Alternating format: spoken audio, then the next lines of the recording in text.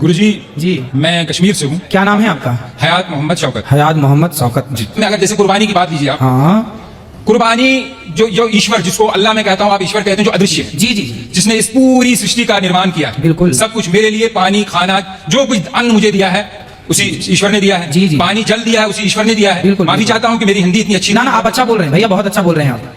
जो कुछ भी इस धरती पे है एक मनुष्य के लिए दिया है। जी जी। अब मैं एक इतनी बात जानता हूं कि अगर वही ईश्वर और एक तरफ मेरे पिताजी हों और एक प्रश्न करें कि एक मैं तुमसे कुछ चाहता हूं, और मुझे उस टाइम किसकी माननी चाहिए? अपने देखिए, पिताजी की, ईश्वर की? या मैं आपसे सवाल नहीं कर रहा हूं। हाँ। मेरी नजर में मुझे उस टाइम उस ईश्वर की माननी चाहिए जिसने सारी धरती, जिसने सारी फैसिलिटीज मुझे दी हैं।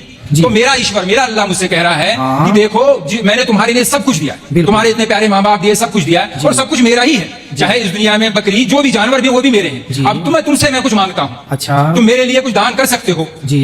इंसान की नहीं मांग रहा, जो हमारे प्रॉफिट जो रह चुके हैं उन्होंने उनको अपने बेटे को दिया था। जी जी। मगर उसके बाद कहा गया है कि तुम मेरे लिए कुछ कर सकते हो। मैं तो उनके लिए, अपने अल्लाह के लिए जान भी दे सकता हूँ। जी जी। तो उसके बदले मैं जो हुक्म मिला है कि आप ऐसा कीजिए, ये दान किया कीजिए, तो ये सिर्फ इसलिए है कि एक प्रथा है कि मैं हमेशा हर पल तैयार हूं, जिसने मुझे इस दुनिया में लाया है, जो मुझे सब कुछ करता है, मैं उसके लिए सब कुछ कर सकता हूं। ठीक है, ये विचार है मेरे। सही है, सही तो है। मैं ये नहीं चाहता कि कोई गलत मैसेज जाए। बिल्कुल बिल्कुल। देखिए, बात गलत और सही की नहीं है, बात तो पर्सनल, व्यक्तिगत। जैसे मैं आपसे एक सामान्य सवाल करूं, इस पर नहीं कि आपका मजहब क्या है, पंथ क्या है, धर्म क्या है। हम धर्म, मजहब, पंथ को थोड़ी देर के लिए अलग करके, और एक इंसानियत के नाते हम भाई भाई के नाते बात कर लें आपस में, और एक जरा सा विचार कर आप मेरे से पूछिए कि बताइए कि क्या किसी की हत्या करना सही है, तो मैं बोलूंगा भैया नहीं। ऐसी मैं आपसे पूछता हूं एक भाई के नाते, एक सामान्य चर्चा के नाते, कि बताओ किसी की हत्या, हम भगवान को, अल्लाह को अभी इस बात से अलग रखें, बस एक सामान्य दृष्टिकोण से बात करें कि बताओ, आप मेरे से पूछे, अभी आपने पूछा मेरे से, तो मैंने बताया कि हत्या करना गलत है। अब मैं आपसे पूछ रहा हूं कि बताइए क्या किसी की हत्या करना सही है?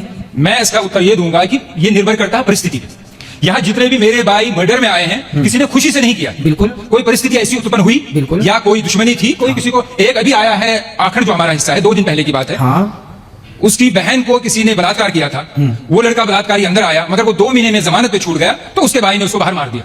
मैं ये नहीं कह रहा हूं कि वो हत्या सही है, करना सही है, मगर परिस्थिति ऐसी होती है। और एक अफसोस की बात है, ये यहाँ मैं प्रशासन की, कौन सा प्रशासन, जो बाहर का कानून व्यवस्था हमारी है, कि वहाँ गरीब बेचारा तो मारा जाता है, अमीर पैसा देके निकल जाता है। इस चीज को आपने भी देखा होगा। आपने अभी बताया कि जैसी परिस्थिति में किसी ने मर्डर कर दिया, परिस्थिति में किसी ने गलत किया, तो परिस्थिति में गलत कर दिया, पर यहाँ जितने लोग हैं, मैं आपसे भी पूछूं कि आप यदि किसी का मर्डर करके आए हैं, तो क्या यहाँ से जाने के बाद आप फिर वो गलती करेंगे? नहीं, तो नहीं, अगर परिस्थिति वैसी, मुझे अगर कोई मारने आएगा तो मैं तो मारूंगा। हाँ, लेकिन यूं ही आप तो किसी की चढ़ाई नहीं करेंगे ना। ऐसे तो पागल नहीं है ना कि हम किसी को भी, जैसे बस वही तो है, मजबूरी थी, चींटी को भी पैर मतलब देख के। बिल्कुल बिल्कुल। फिर करोड़ों की कंपनियां ऑल आउट क्यों बेचती है? मच्छरों को मारने के लिए दवाई क्यों देती है? काकरोच को मारने की दवा क्यों देती है? उसमें बैन लगा दी फिर सरकार जी, क्योंकि वो तो दवाई बेचती है और करोड़ों रुपए कमाती है। फिर तो किसानों को, अगर यही है सनातन धर्म में कि नहीं मारना चाहिए, मैं अपने प्रधानमंत्री से अपील करता हूँ, गुजारिश करता हूँ कि ऐसी कंपनी को बंद कर दो जो जीव जंतु को मारने की दवाई दे। देखो, जितने की जरूरत है, जैसे हमारे यहाँ 5 जो छोटे छोटे पाप हैं, जैसे हम झाड़ू लगाते हैं तो बहुत सारी चींटियां मर जाती हैं। हम लोग बारिश, गर्मियों में घड़ा में पानी भरते हैं तो ठंडक के कारण बहुत सारी चींटियां आती हैं, मर जाती हैं। हम लोग लकड़ी और कंडा समझते हैं,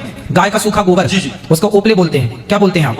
ओपले। जैसे घर में चूल्हा, आजकल तो गैस का जमाना है, आज के 100 साल पहले लोगों की रोटियां घर के चूल्हे पे बनती थी। चूल्हे पर लकड़ी और कंडा, ओपला लगाया जाता था। उस ओपले में बहुत सारे जीव जंतु होते थे कि नहीं? तो वो मारे जाते थे जब हम रोटी बनाते थे। तो ऐसे कुछ सामान्य पाप हैं जो हमसे नित्य होते हैं। जैसे हम चल रहे हैं, चींटियां मर जाती हैं। किसान खेत में चने बोता है, इल्ली लग जाती है तो दवाई का छिड़काव करके इल्लियों को मारना पड़ता है। क्योंकि वहां मारने की इच्छा नहीं है, वहां पर मजबूरी है। बात समझ रहे हैं? किसान यदि इल्ली ना मारे तो इल्ली पूरी फसल मार देगी।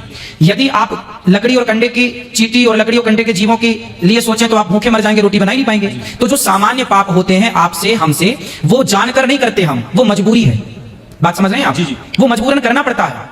हम किसी को यूं ही नहीं मारेंगे, मजबूरन हमें, हमारी सेना बंदूक लिए घूम रही है ना, कि मजबूरन जरूरत पड़ने पर अटैक होगा। उसी तरह से हम जानबूझकर किसी को नहीं मारते, मजबूरी पे मारना पड़ता है। इल्ली को, मच्छर को, मक्खी को, उसी तरह मजबूरी है तो इनको मारा गया। हम बेवजह नहीं मारते किसी को।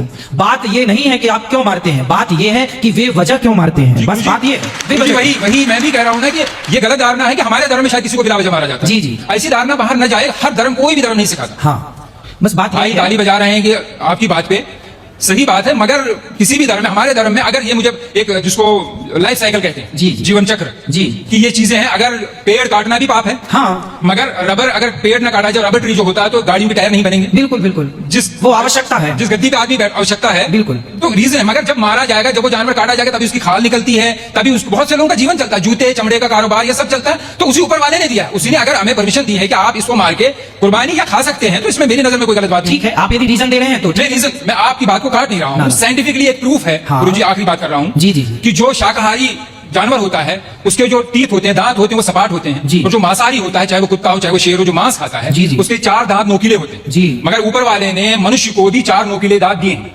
रीजन यही है कि अगर सिर्फ दुनिया में, सिर्फ मैं मुसलमानों की बात नहीं कर रहा हूं, अमेरिका में क्रिश्चियन है, जूस है, जितने भी धर्म है, सब में खाया जाता है। बोलना चाहता हूं भाई साहब आनंद जी कि एक मुसलमान अच्छा मुसलमान रह सकता है 100% शाकाहारी होने के बाद भी। A Muslim can be a good Muslim even by being a pure vegetarian. शुद्ध शाकाहारी होने के बाद भी एक मुसलमान 100% अच्छा मुसलमान रह सकता है। लेकिन क्योंकि अल्लाह सुब्हानहू व तआला हमारा रब, हमारा खालिक, कुरान मजीद में अल्लाह ताला फरमाते हैं, सूरह माइदा में सूरह नंबर 5 आयत नंबर 1 में अल्लाह ताला फरमाते हैं कि आप उन 4 पायों जानवरों का गोश्त खा सकते हैं जिनकी हमने इजाजत दी है। अल्लाह ताला फरमाते हैं सूरह नहल में सूरह नंबर 16 आयत नंबर 5 में कि आप कैटल का गोश्त खा सकते हैं।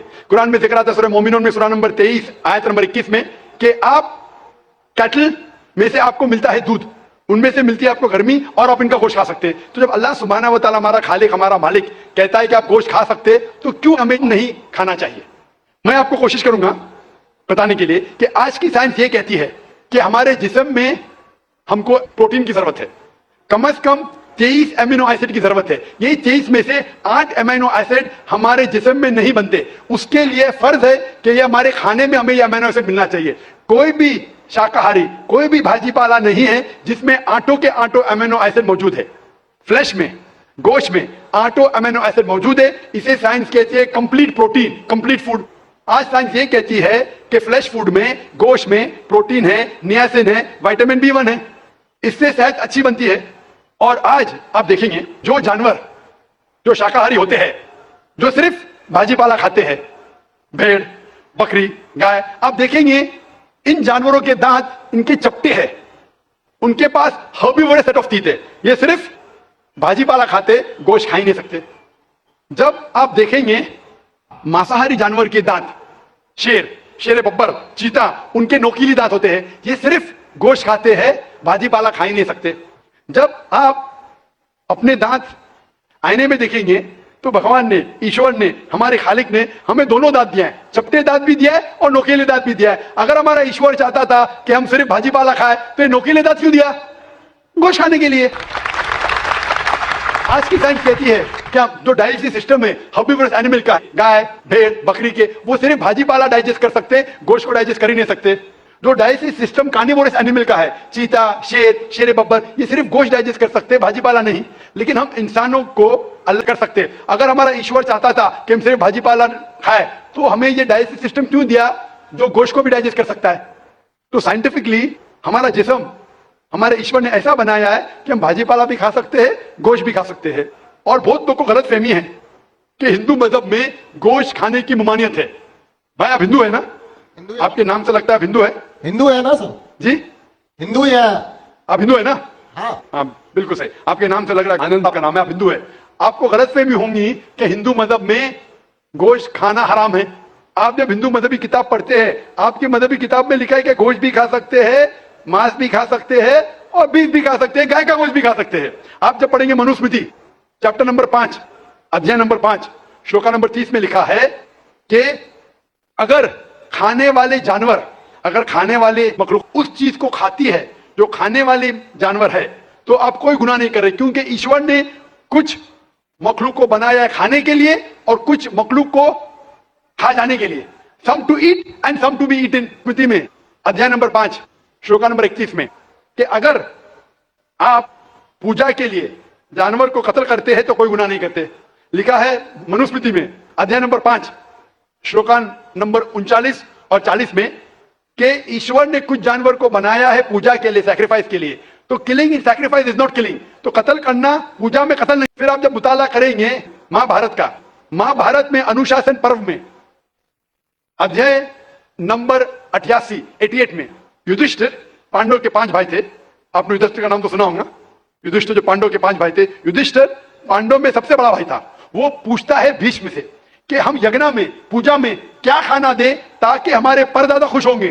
तो बीच में कहता है अगर हम यज्ञ में, पूजा में चावल, बार्ली, सेब, भाजी पाला देंगे तो हमारे परदादा 1 महीने के लिए संतुष्ट रहेंगे। अगर हम मछली देंगे तो 2 महीने के लिए, अगर गोश्त देंगे 3 महीने के लिए, अगर खरगोश देंगे तो 4 महीने के लिए, अगर बकरी देंगे तो 5 महीने के लिए, अगर सुअर देंगे तो 6 महीने के लिए, अगर परिंदा देंगे तो 7 महीने के लिए, अगर हिरन देंगे तो 8 महीने के लिए, अगर बैल देंगे तो 11 महीने के लिए, अगर गाय देंगे तो पूरे 1 साल के लिए हमारे परदादा संतुष्ट रहेंगे। 1 साल। क्या दूध की बात कर रहे हैं सर? आप बफेलो देंगे, बफेलो तो 12 साल के लिए, अगर राइनोसरस देंगे या रेड मीट, लाल गोश्त, तो हमारे परदादा हमेशा के लिए संतुष्ट रहेंगे। पूरा मेन्यू है महाभारत में, हिंदू किताब में पूरा मेन्यू है। क्या चाहते हैं? भाजी पाला, मछली, गोश्त, खरगोश, हिरन, बीफ, बड़े का छोटे का सब है।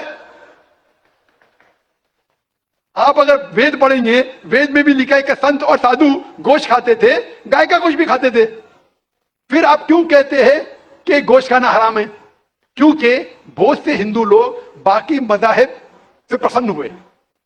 मजहब से प्रसन्न होने के बाद कुछ मजहब मानते अहिंसा में, और वो समझते हैं कि जानवर को कत्ल करना गुनाह है। क्यों? क्योंकि जानवर में जान है, बाजीपाला में जान नहीं है, पेड़ पौधों में जान नहीं, इसलिए बाजीपाला खाना गलत नहीं है, लेकिन जानवर खाना गलत है। आज साइंस तरक्की कर चुका है और हम जानते हैं कि पेड़ पौधों में भी जान है, तो उनकी लॉजिक जरा बदल गई। हाँ हाँ जाकिर भाई, हम जानते हैं पेड़ पौधों में जान है, लेकिन पेड़ पौधे, उनको दर्द का एहसास नहीं है, उन्हें दर्द नहीं होता। पेड़ पौधों को दर्द नहीं होता है और जानवर को दर्द होता है, इसीलिए जानवर खाना बड़ा गुनाह है, पेड़ पौधे खाना कम गुनाह है। आज साइंस फिर से तरक्की कर चुका है। तरक्की करने के बाद साइंस ये कहती है कि पेड़ पौधों को भी दर्द होता है, लेकिन उनकी दर्द की आवाज आपको सुनाई नहीं देती। हम इंसान सिर्फ 20 साइकिल्स और 20,000 साइकिल्स के दरमियान फ्रीक्वेंसी में सुन सकते, इसके नीचे, इसके ऊपर नहीं सुन सकते। वो चीखते हैं लेकिन हमें उनकी आवाज सुनाई नहीं देती। तो एक शख्स ने मुझसे सबसे ज्यादा बहस किया और कहा कि जाकिर भाई, मैं मानता हूं कि पेड़ पौधों में जान है, पेड़ पौधे को दर्द होता है, लेकिन पेड़ पौधों में सिर्फ 2 या 3 सेंसेस है, जानवरों में 5 सेंसेस है, इसलिए जानवर का कत्ल करना बड़ा गुनाह है। तो मैंने उससे पूछा कि अगर आपका भाई पैदा होता है 2 सेंसेस कम के साथ, वो सुन नहीं सकता है और बात भी नहीं कर सकता है, गूंगा है और बहरा है, जब वो बड़ा होता है और अगर कोई इंसान उसका कत्ल करता है, तो क्या आप जाके कहेंगे जज से, मिलॉर्ड कातिल को कम सजा दो क्योंकि मेरा भाई गूंगा था, बहरा था, वो सुन नहीं सकता था, बात नहीं कर सकता था? आप तो कहेंगे कातिल को डबल पनिशमेंट दो, मेरा भाई तो मासूम था, ना सुन सकता था ना बात कर सकता था। इस्लाम में 2 सेंसेस, जैसे 2 सेंसेस वो नहीं, इस्लाम में अल्लाह ताला फरमाते हैं सूरह बकरा में, सूरह नंबर 2 आयत नंबर 168 में, 168 में, eat of the good things which Allah has provided you. जो अच्छी चीज आपको आपके अल्लाह ने दी है उसको आप खा सकते हैं।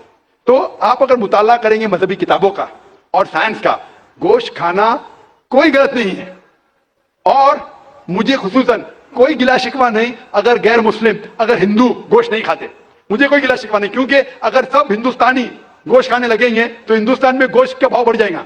आज महंगाई का जमाना है, पेट्रोल का भाव बढ़ रहा है, सब हिंदुस्तानी गोश्त खाने लगेंगे तो गोश्त का भाव भी बढ़ जाएगा। तो मुझे कोई गिला शिकवा नहीं आप अगर गोश्त नहीं खाते, लेकिन अगर आप ये कहेंगे कि गोश्त खाना गलत है तो आपको आपकी मजहबी किताबों के बारे में नहीं पता है और साइंस का भी नहीं पता है। अगर आप कहेंगे किसी की जान नहीं लेना चाहिए तो आप 2 मिनट भी जी नहीं सकते।